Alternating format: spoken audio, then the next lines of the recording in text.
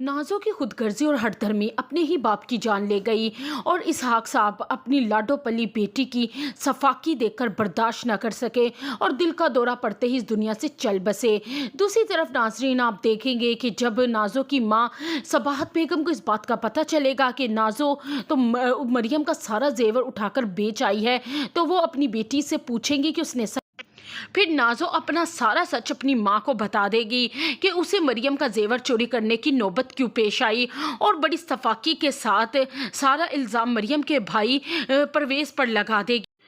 कि परवेज़ हुस्ना भी और उसके भांजे बाबर के साथ मिलकर उसे ब्लैकमेल कर रहा था, क्योंकि हुस्ना भी मेरे सारे करतूतों को जानती हैं, मेरे राज से वाकिफ़ हैं और इसीलिए मैं उन्होंने मुझसे 30 लाख की डिमांड की थी, जिसको मैं पूरा करने के लिए मुझे ये जेवर चोरी करने की नौबत पेश आई। और फिर वो अपनी माँ को बताएगी कि उसने अपने ही भाई, सगे भाई उमर की, जो उस पर जान छिड़कता है, उसके आने वाले बच्चे को इस दुनिया में आने से पहले ही मार दिया और सुंदर सापी को भी उमर भाई के कमरे में उसी ने कैद किया था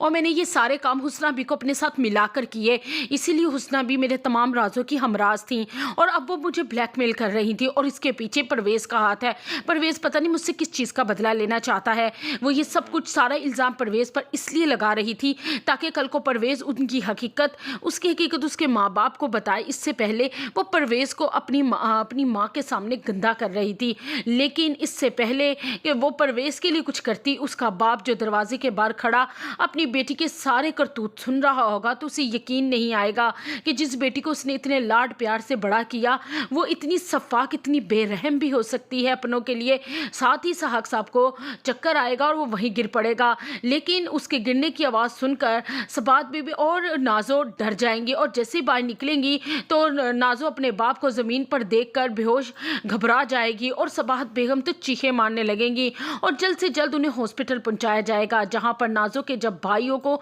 बुलाया जाएगा दुकान पर फ़ोन करके तो उनके भाई भी घबरा कर आएंगे और आते ही अपनी माँ से पूछेंगे कि अब्बा जी को क्या हुआ और वो हॉस्पिटल तक कैसे पहुँचे। सबाहत बीबी कैसे बताएं कि उनका बाप अपनी ही लाडो पली बेटी के करतूतों की वजह से आज इस हालों में है, लेकिन सबाहत बीबी अब भी अपनी बेटी का पर्दा उसके भाइयों पर रख लेगी और दूसरी तरफ परवेज़ भी नाज़ो को रोड पे ले आएगा। उसका घर जो उसके भाइयों ने उसे शादी के तोहफे में दिया था वही खरीद लेगा, नाज़ो को कंगला कर देगा और उसके भाइयों को भी बिजनेस में बहुत ज़्यादा नुकसान होगा और बाप के इस दुनिया से जाने के बाद नाज़ो के भाइयों के भी हालात बहुत ख़राब हो जाएंगे।